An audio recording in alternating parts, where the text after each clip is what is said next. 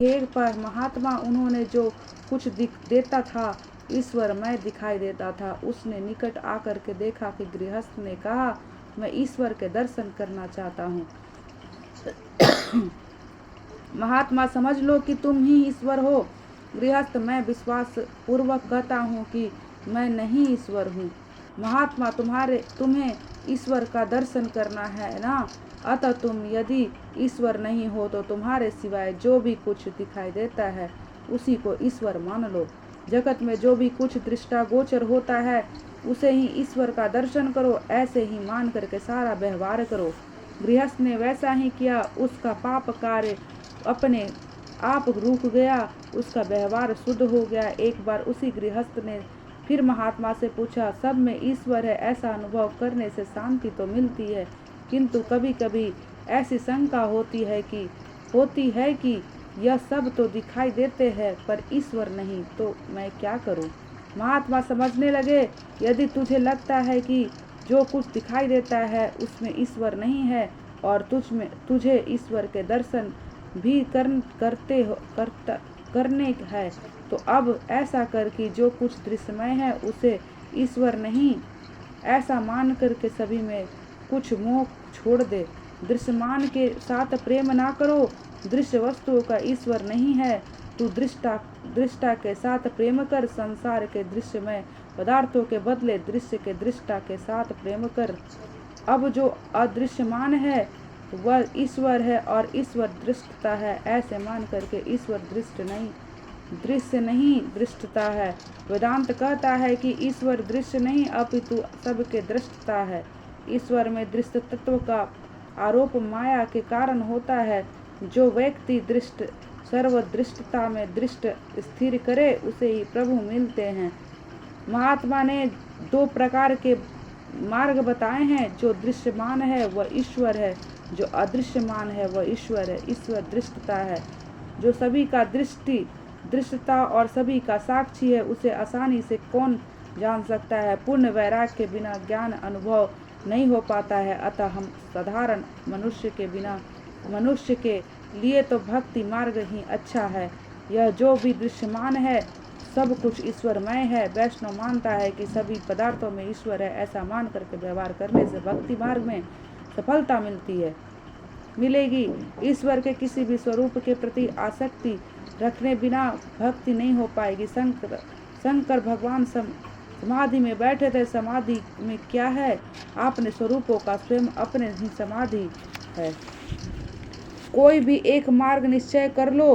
प्रत्येक दृश्य वस्तु दिखाई देती है। ऐसे मान करके मोह का त्याग करके दृष्टता के साथ प्रेम करोगे तो वेदांत अनुसार आत्मा साक्षात्कार होगा। दृष्टता में दृष्टि स्थिर करोगे अथवा प्रत्येक पदार्थ में ईश्वर का अनुभव करोगे। प्रहलाद स्तुति करते हैं, हे प्रभु, बड़े बड़े सिद्धि महात्मा कई वर्ष तपचर्या करने पर भी आपका साक्षात्कार नहीं कर सकते हैं, किंतु राक्षस कुल में जन्म मिलने पर भी आज आपने दृश्य देने का मुझे कृपा की है। भगवान ने प्रसन्न करने के लिए ना तो अधिक शिक्षा का आवश्यकता है और ना ही अधिक अर्थोपार्जन की। यदि धन के सहारे परमेश्वर मिल जाते तो धनिक लोग 1,00,000-2 लाख में प्रभु के खरीद लेते। अधिक शिक्षा या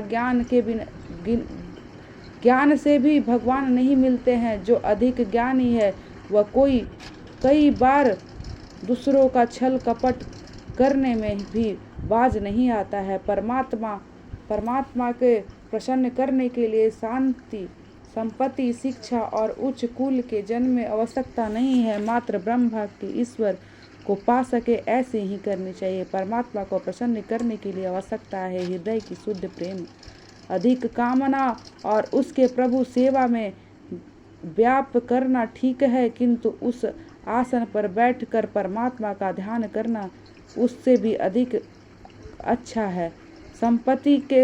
संपत्ति से परमात्मा नहीं मिलते हैं। इसके विपरीत कई बार तो धन भगत सेवा में प्रभु भजन में बाधा रूप हो जाता है। ज्ञान का अधिकय विक्रय और विकृत का जन्मदाता है।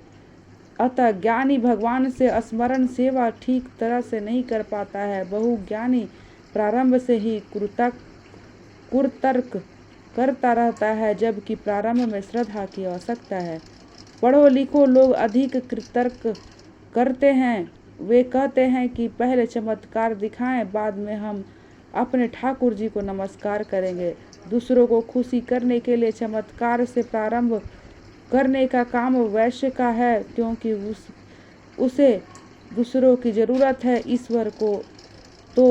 ईश्वर को तो किसी की भी जरूरत आवश्यकता नहीं है। यदि तुम्हारे ईश्वर की जरूरत है तो श्रद्धा से सेवा स्मरण करो और बाद में चमत्कार देखो। जादूगर भी चमत्कार दिखाता है, क्योंकि उसे धन का जरूरत है। पहले चमत्कार और बाद में नमस्कार, यह नियम इस जगत के व्यवहारों का ऐसा तो हो सकता है, पर भगवान के व्यवहार का नहीं। परमेश्वर का व्यवहार है प्रथम नमस्कार तथा बाद का चमत्कार। बिना चमत्कार का नमस्कार मानवता नहीं है। चमत्कार के वे बाद में नमस्कार अभिमान है। कुछ तो सोचो, यह जगत भी एक चमत्कार ही तो है। पुष्प के सुगंध है तो बीज में वट वृक्ष, माता के स्तन में दूध तो कौन बनाता होगा। सारा जगत ईश्वर का चमत्कार ही तो है। श्रद्धा प्रयासश्रित श्रद्धा तो हमारे व्यवहारिक जीवन में भी कहाँ नहीं है। कई बार डॉक्टर से काम बिगड़ जाता है, फिर भी हम उसकी बातों का श्रद्धा रखते हैं। उससे तो कहने नहीं जा सकता है कि पहले चमत्कार कर दिखाओ। डॉक्टर के प्रति श्रद्धा ना होगी तो वह दवाई नहीं होगा, और दवाई के बिना बीमारी कैसे हटेगी। बोलिए श्रीमद् भागवत कथा की जय। श्री राम जय जय राम, श्री राम जय जय राम। श्री कृष्ण गोविंद हरे मुरारी, हे नाथ नारायण वासुदेव। गोपाल मेरे यह प्रार्थना है, भूलूं नहीं मैं नाम तुम्हारा। निष्काम दिन से मैं दिन रात गाऊं, हे नाथ नारायण वासुदेव। बोले श्री श्रीमद् भागवत कथा की जय।